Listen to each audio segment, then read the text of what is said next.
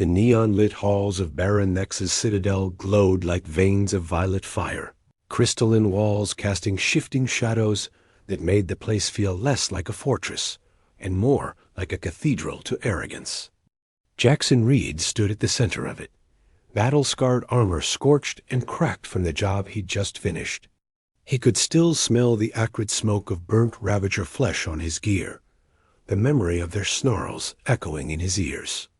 He had cleared the infestation as promised, driven them from the Baron's outlying mines, and now all he wanted was his pay enough credits to get the Stellar Vagrant patched and flying properly again.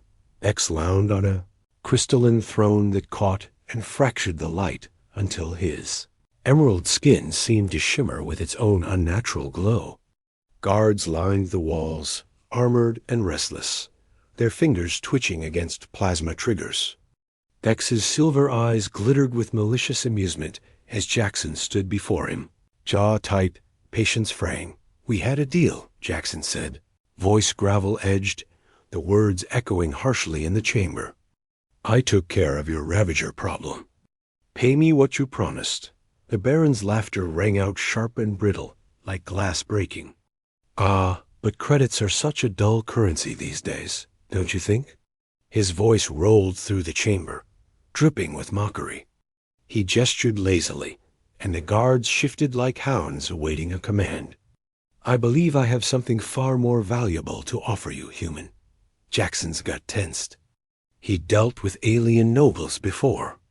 They always had a taste for games. He opened his mouth to press the demand again, but Thex lifted a hand, silencing him with nothing more than a curl of his jeweled fingers.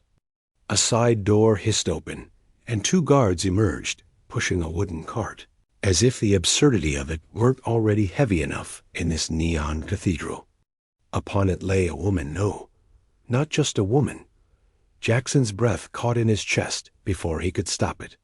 Her skin was a delicate pale green, luminescent under the violet glow. Midnight dark hair spilled across her shoulders like liquid shadow. The gown she wore was cut to flaunt her figure, corseted and revealing, though her posture was rigid, proud even while confined. Her eyes were what struck him most bright, fierce, burning with caged rage. "Meet my daughter, Thla," the Baron declared with a flourish that made mockery of the introduction. "Once promising now. Damaged goods. An unfortunate accident robbed her of her legs, leaving her quite useless to me. Perhaps you can find some value in her where I cannot." Thla's voice lashed out, sharp as a plasma blade. "You can't just—" Silence. X's command cracked through the chamber. He smirked, relishing her fury. "A deal is a deal, and I always honor my bargains. Guards, help our human friend load his new acquisition onto his ship." Jackson's stomach turned, cold.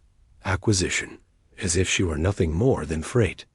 He looked from the Baron's cruel grin to the princess, who met his stare with fire, not fear. He thought of the Stellar Vagrant limping in orbit, reactor rattling like a dying heart, hull patched with plates he could barely afford. 100 thoughts raced through him. Black market buyers would pay a fortune. The impossibility of fighting his way out of this hall. The sheer insanity of refusing and leaving with nothing. His hand drifted to his sidearm on instinct. One wrong move, and he'd be cut down before he cleared 2 steps. He forced it back down. Not today. Not here. Fine, he spat, each syllable bitter on his tongue. But this isn't over. The Baron leaned back on his throne, silver eyes gleaming with satisfaction.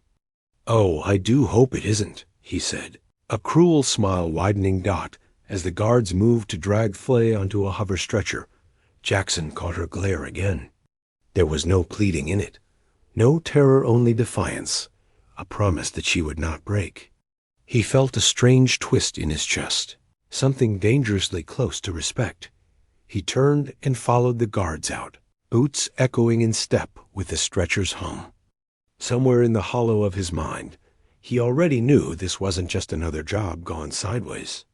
This wasn't credits or cargo. This was something else, Dot, And as Thlea's eyes bored into him, daring him to treat her as anything less than a person, Jackson Reed realized the Baron's cruel joke had already backfired. He would take the princess. He would keep her alive. And for reasons he couldn't yet name, he would see the truth of the fire burning in her eyes. He wasn't carrying away damaged goods. He was walking beside potential Dot. The stellar vagrant rumbled as her engines powered up, the vibration resonating through her patched hull like the cough of an old warhorse. Jackson Reed sat at the helm, hands steady on the controls, though his jaw was tight with thought. He had accepted Baron Thex's mockery rather than fight, but the bitter taste of it still burned his throat.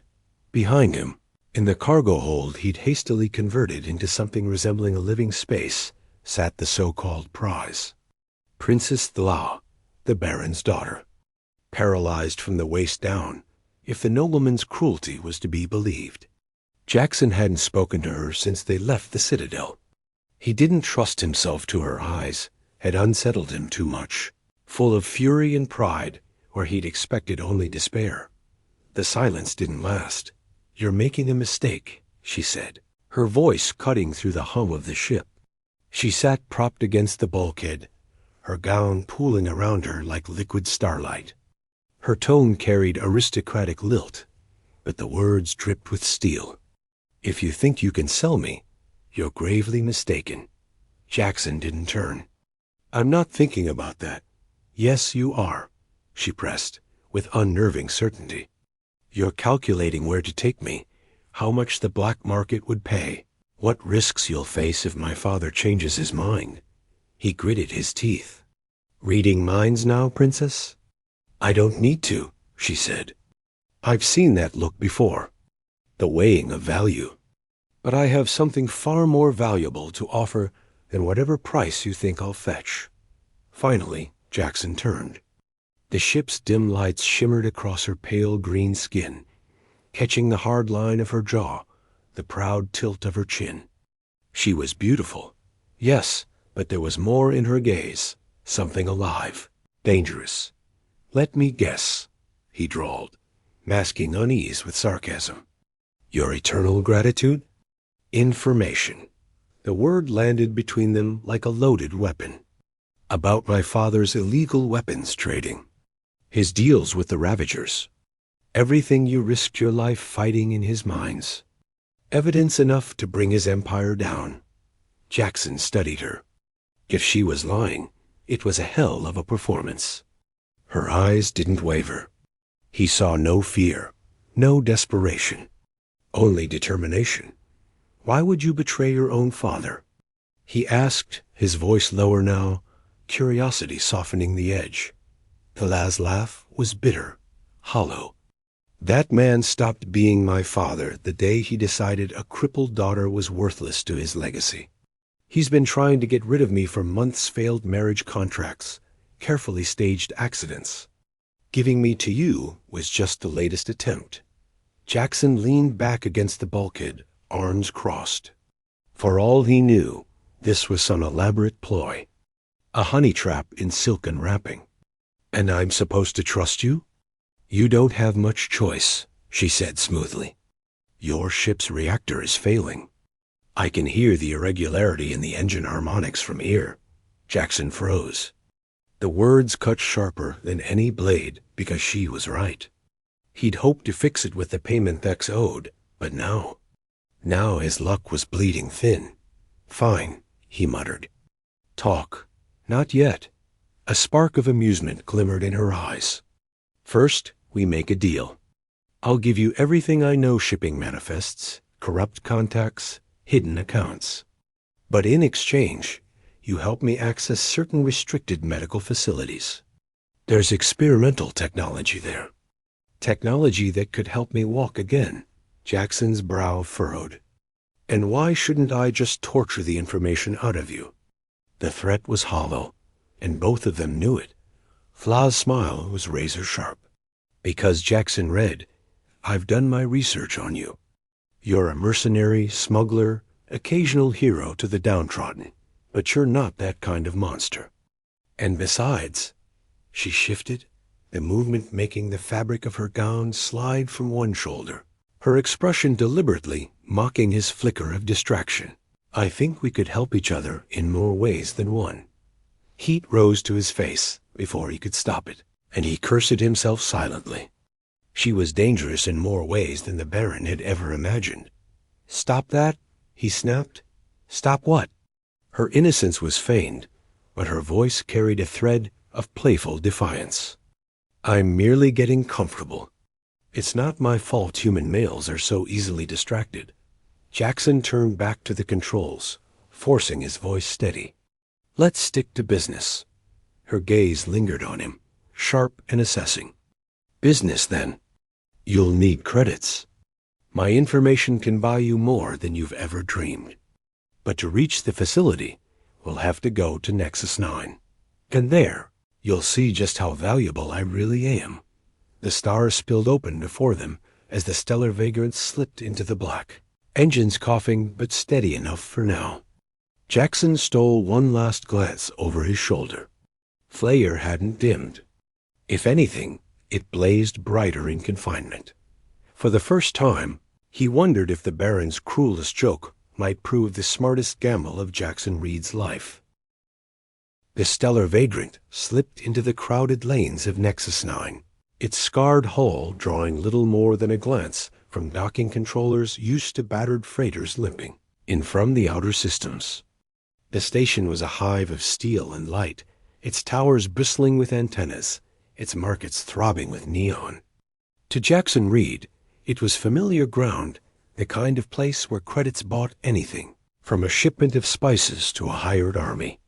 To Thla, sitting upright in the co-pilot's seat with her hands steady on the glowing interface, it was a battlefield of a different kind. Her eyes were sharp as she studied the holographic schematics she'd conjured. "Section K7, she said, tapping a corner of the projection. "That's where the medical wing is. The technology I need will be buried deep, and the security around it will be more than just guards with guns." Jackson kept his gaze on the docking corridor ahead, jaw tight. "And you're sure this miracle tech exists?" Thla tilted her head, her midnight hair sliding like dark silk across her shoulders. "I'm sure enough to risk everything for it." "Are you?" He almost said no. Almost told her he was in this only to keep his ship flying. But the words caught in his throat. He remembered the fire in her eyes when the Baron's guards shoved her onto the stretcher. He remembered the way her voice didn't tremble, even when her father dismissed her like refuse. She wasn't bluffing whatever else she was. Thla believed in this. Before he could answer, the ship's comms flared to life. A message scrolled across the cracked display, stamped with the sigil of Nexus 9's overseer, Lord Darius Krell. Jackson swore under his breath. "Of course." Thla's lips curved into a humorless smile. "The vulture himself." The message was short, polite in the way poison often was, an invitation to dine and discuss business. "Bring the princess." 5 million credits for her safe transfer. Jackson leaned back, staring at the words. 5 million.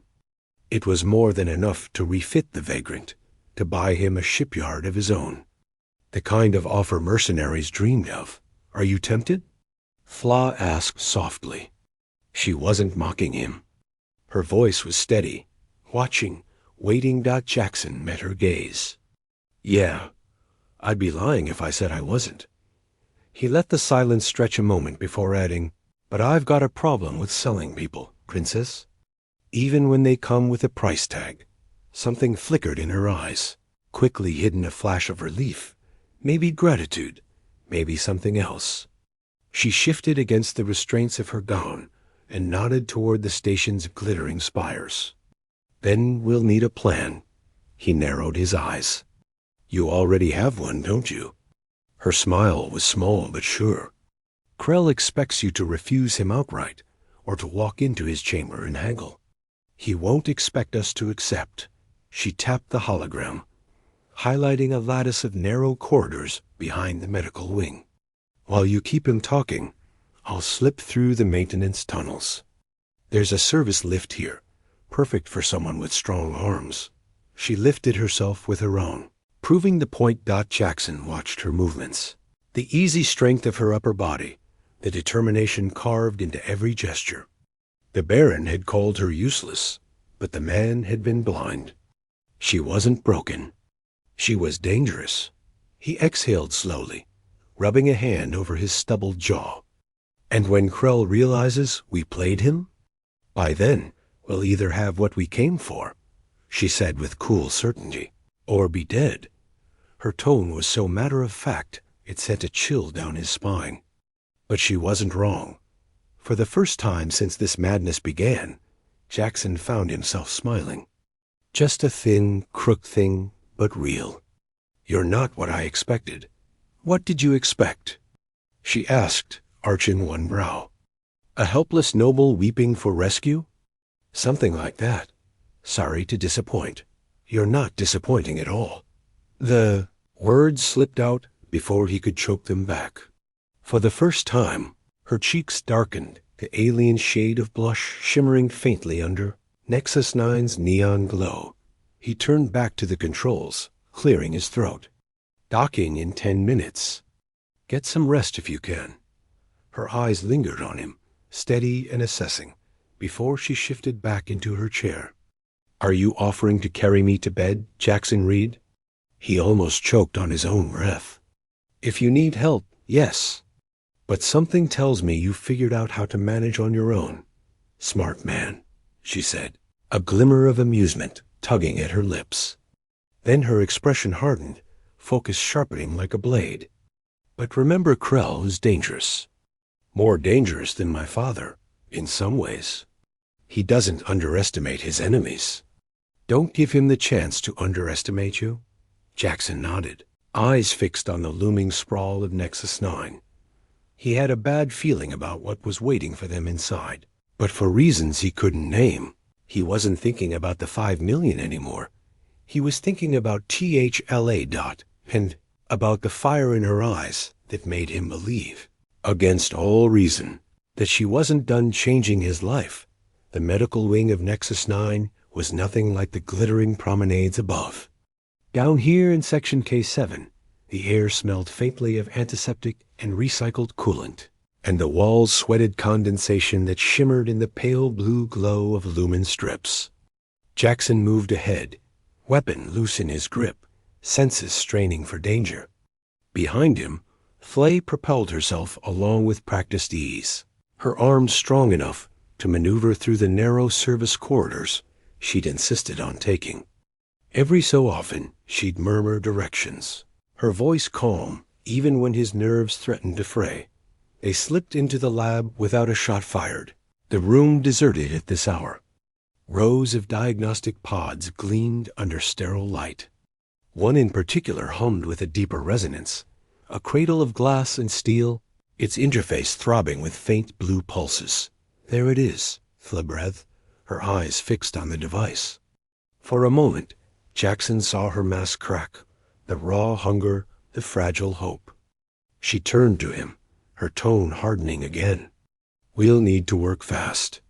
Once we activate it, Krell's people will know. Jackson glanced at the readouts, brow furrowing. This thing wasn't built for your species. Or mine. It's half a prototype, her chin lifted. Do you have a better option? He didn't. And seeing her there poised, at the edge of something that might change her life, he knew he couldn't deny her the chance. He keyed the system, guiding her carefully into the pod. She lay back against the rest, down shimmering as the restraints clicked into place. The glass canopy lowered with a hiss. Jackson's chest tightened as the machine came alive, filaments of pale light weaving over her skin like threads of starlight. She gasped, eyes wide, hands clenching against the table's edges. How does it feel? He asked, his voice sharper than he meant it to be. Like fire, she whispered, breath hitching. Every nerve ending. Waking up. Her hands twitched, fingers flexing in ways he hadn't seen before. Her legs shuddered, just slightly, but unmistakably. Her eyes flooded with tears, not weakness, the triumph. I can feel them. Jackson's throat tightened. But the monitors told a harsher story. Her neural readings spiked wildly, erratic, dangerous. Something's wrong, he muttered, scanning the display. Your body's rejecting the integration. Her cry cut him off, sharp and guttural. The canopy's lights flared dangerously bright. Jackson slammed the emergency release and hauled the glass back. She was trembling, breath ragged, skin slick with sweat. Stay with me, he growled, gripping her wrist. The moment their skin met, the readings on the console stabilized. The wild peaks settled into steady rhythm, as though his touch anchored her. Clay's body stilled, her breathing easing. She opened her eyes, pupils dilated, glowing faintly with the light of the neural filaments. Jackson, she whispered, awe in her voice. It's you. When you're near, it works. He shook his head, disbelieving. That makes no sense. I'm no doctor. Doesn't matter, she said, her grip tightening around his hand. Whatever this technology is, it's amplifying my nervous system. And you're the stabilizer. He stared down at her, mind spinning. The Baron had called her broken, discarded her as a burden. Now she was something else, entirely something the galaxy might not be ready for. And somehow he was tied to it. You're dangerous, he said softly. Her lips curved, fierce and defiant even as her body trembled. No, Jackson read. I'm alive. The alarms blared before he could answer. Red light strobed across the lab. Krell's security had found them. Flaw pushed herself upright with surprising strength, every muscle alive with borrowed electricity. She met his eyes, fire burning brighter than ever. You wanted payment, mercenary? Then fight with me.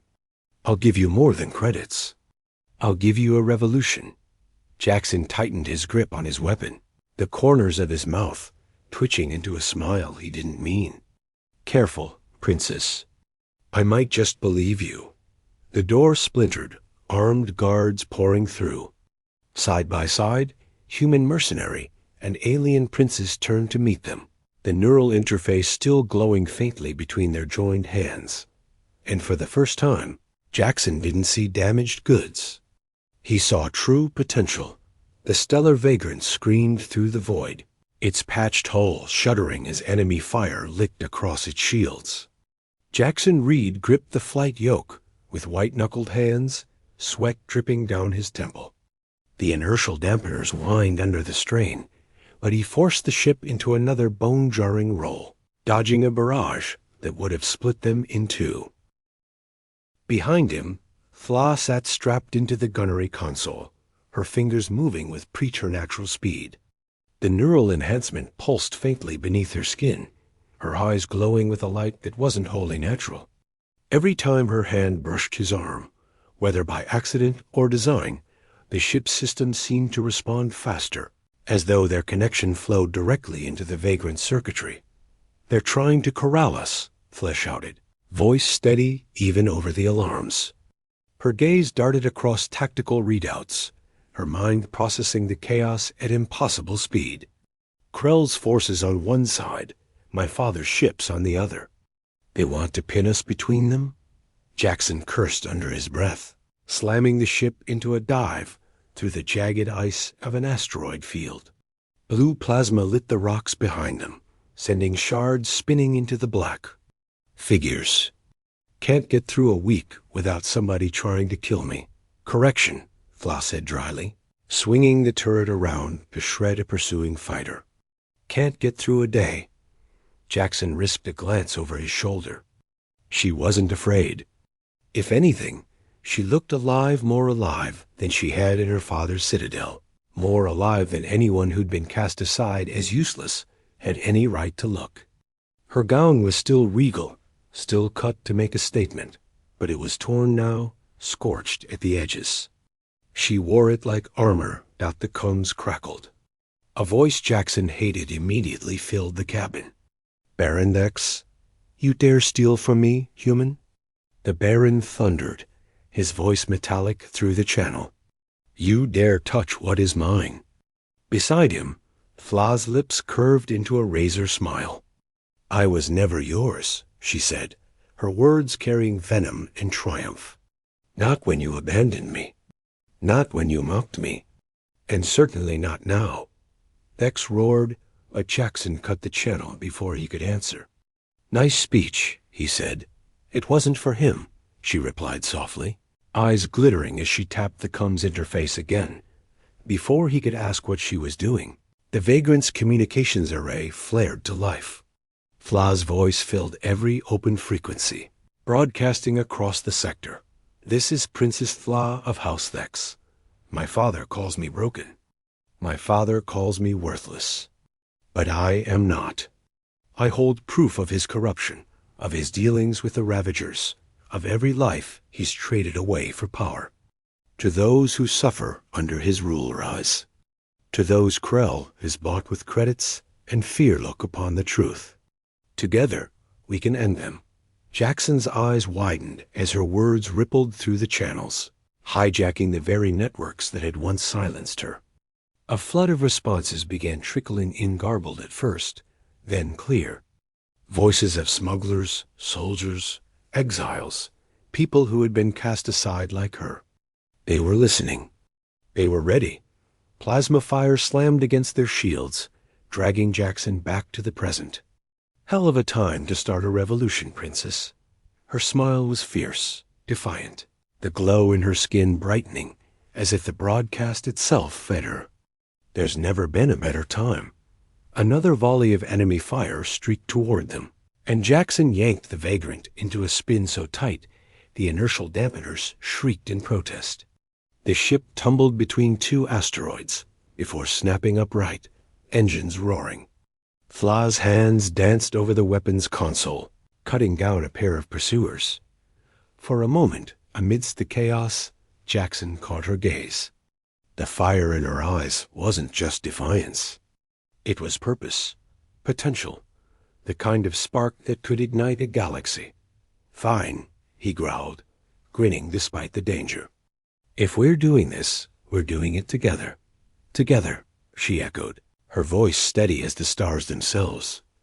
And in that instant, as the stellar vagrant tore through enemy lines with impossible precision, Jackson Reed knew the Baron's cruel joke had become something far more dangerous. The beginning of a war neither Vex nor Krell could hope to control. The stellar vagrant drifted deep into the outer rim, her engines coughing smoke but holding together, guided by the faint beacon of a forgotten asteroid station. Jackson Reed eased the ship toward the hidden docking port, his muscles aching from hours at the controls. The adrenaline from their escape had burned away, leaving him tired, but his eyes stayed sharp. Behind him, Fla watched the approach, her posture straight despite the strain in her face. The neural interface had left her trembling for days, her skin glowing faintly in the dim light of the cabin, her body alive with a current neither of them fully understood. The station was a husk of old Confederacy steel, its corridors abandoned by official record, but not by life.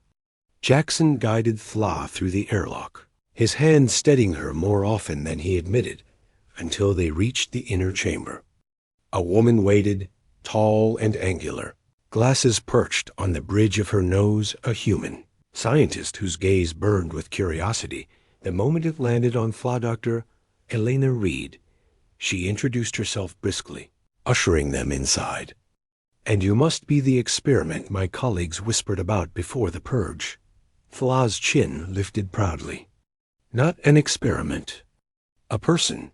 Dr. Reed inclined her head, a rare gesture of respect. Fair enough.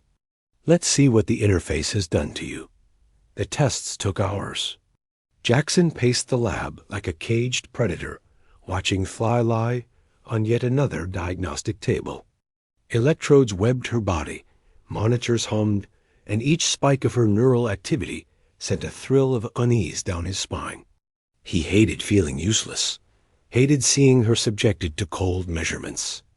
But Fla never wavered, eyes fixed forward, jaw set with the dignity of someone who had been underestimated all her life. Finally, Dr. Reed stepped back from the console, her expression unreadable. This is unprecedented. The neural enhancement isn't just stable, it's evolving. Your nervous system isn't rejecting it anymore. It's harmonizing. And these hormone levels. She trailed off, blinking in astonishment. What about them? Jackson demanded. Dr. Reed's gaze flicked between them, then softened, almost reverent. You're pregnant. The words seemed to freeze the air. Jackson felt his chest tighten, his hand instinctively reaching for Tha's. She didn't flinch. She only stared at the doctor, wide-eyed, her luminous skin shifting to a deeper emerald blush. Impossible, she whispered. I thought. Her hand slipped to her stomach, trembling. The interface isn't damaging you, Dr. Reed interrupted gently. It's stabilizing through it. The pregnancy is acting as a natural bridge between your biology and his. That's why your readings fluctuate when you're apart. The child is the anchor, a perfect union of human adaptability and alien potential. Jackson's mind reeled. He'd fought wars, lost comrades, stared down death 100 times, but nothing had ever felt like this. He tightened his grip on her hand, grounding her as much as himself. So all that time the reading spiked, unless I was close. Wasn't chance, Fluff finished for him, voice husky. Her eyes met his, glowing brighter now, her pride burning through the shock. It was destiny. Dr. Reed exhaled sharply. You don't understand. This isn't just a pregnancy. It's the first proof that the Purity Directive's philosophy is a lie. They've spent centuries enforcing genetic isolation, whispering that interbreeding weakens the bloodlines. But this, she gestured to the monitors, to Thla, to Jackson. This child is stronger than either of you alone. The directive will stop at nothing to destroy it. The name landed like a curse. Jackson felt his stomach knot. The Purity Directive? Thla's gaze hardened. Ancient manipulators. The architects of my father's cruelty. He was their pawn, discarding me as a defect. But now, her hand rested against her stomach, her voice a blend of fury and wonder. Now I carry proof that they were wrong. Before Jackson could respond, alarms shrieked across the station. Sirens pulsed red, warning of incoming ships. Dr. Reed's fingers flew over the controls, panic flashing in her eyes. They found us, Bex, Krell, maybe even the directive itself. Jackson's weapon was in his hand before the thought had formed. He pulled Thla upright, her body still trembling, but her expression unflinching. We run, he said, his voice hard with command. No, Thla corrected, fire blazing through her exhaustion. She reached for the console, her skin pulsing brighter than the lights overhead. We fight. And we show them all what happens when a cruel joke becomes a revolution. Jackson stared at her, all mixing with something deeper, something that felt like faith. She was no burden, no bargaining chip. She was the storm they'd never seen coming, and with their child anchoring them both, Jackson knew Baron. Vex's mockery had birthed something unstoppable. The stellar vagrant tore through the void like a wounded predator, her engines shrieking with each push. Behind her stretched a trail of fire and wreckage, the remains of Krell's hunters. Ahead, silhouetted against a burning nebula, loomed Baron Vex's flagship, an obsidian dagger bristling with weapons. And beyond it, even more terrible, a station suspended in the dark. The hidden fortress of the Purity Directive, its cold geometry humming with ancient power. Jackson Reed's hands flew across the controls, sweat soaking through his collar. The vagrant's alarms wailed, each one another reminder that the ship wasn't built for this kind of fight. But he kept her steady, because Thla was beside him, glowing with an inner fire that made the entire cabin feel alive. Her skin shimmered like liquid emerald, her eyes blazing with light. The neural enhancement coursed through her like a second heartbeat, and Jackson felt it every time her fingers brushed his arm. She was connected to him, their child the anchor between them, and the ship itself seemed to pulse with their bond. "They're here," she whispered, staring out at the stars. Her voice carried an otherworldly edge now, threaded with power. "The directive. I can feel them." As if summoned, a voice filled the comms, not a single voice, but a chorus, ancient and cold, echoing with arrogance. "You dare pollute what we have perfected? You dare mix the strong with the weak? For this blasphemy, you will be erased," Jackson sneered. "Funny, you sound scared." Fla rose from her seat, standing on her own legs, unsteady but proud. The sight stole Jackson's breath. After all the pain, all the struggle, she stood tall and defiant. Her hand pressed against her stomach, her voice ringing clear across every open channel. "My father mocked me as broken. Krell hunted me as prey. And you, purity directive, you would erase me because I prove you wrong. But look at me." Her glow intensified, flooding the bridge with light. "I am not broken. I am the future. And with me stands a human who saw my worth when no one else did. Together, we are more than you ever dared imagine." Her words rippled outward, carried on stolen comms, bouncing through resistance cells already awakened by her earlier broadcast. Replies poured in alien captains, human smugglers, outcast soldiers, all answering her call. The galaxy was listening. Nex's flagship surged forward, weapons charging. His voice thundered across the system. "Daughter, you shame me. You shame our bloodline." Fla's laugh cut him like glass. "No, father. I redeem it." Jackson's grip tightened on the controls as the first volley screamed toward them. But before he could react, Fla reached out not with her hands, but with her mind. The neural interface pulsed through her, amplified by the life she carried. Jackson felt it too, through their bond, like fire spreading across his veins. Together, they wove that power outward. The incoming missiles froze mid-flight, their guidance systems unraveling. Beams of light sputtered and died. Across the sector, entire ships fell silent as their systems bent under the force of her will. Jackson gasped. "You're?" Shutting them down. Her eyes glowed brighter, tears of strain streaking her cheeks. "Not me. Use. The enhancement, the child. Our bond, it's all one system now." Vex roared again, but his flagship dimmed, its engines choking. He was helpless, his fleet paralyzed. And still Fla pressed forward, her voice carried into the directive's fortress itself. "You claim purity is strength. You built empires on division, on cruelty. But strength is here." She took Jackson's hand, their fingers locking, light sparking between them, in unity. In difference. In love that sees potential where others see weakness. The directive's chorus faltered, ancient certainty cracking beneath her truth. And in that fracture, something broke. Their station flickered, its defenses collapsing, centuries of deception crumbling into ruin. The fleet surrounding them did not fire. One by one, ships powered down weapons, crews listening, watching. A new order was being born in that silence. Jackson turned, pulling her into his arms as her body sagged with exhaustion. She leaned against him, trembling but triumphant, her belly warm between them. He kissed her temple, voice rough. "You did it, princess."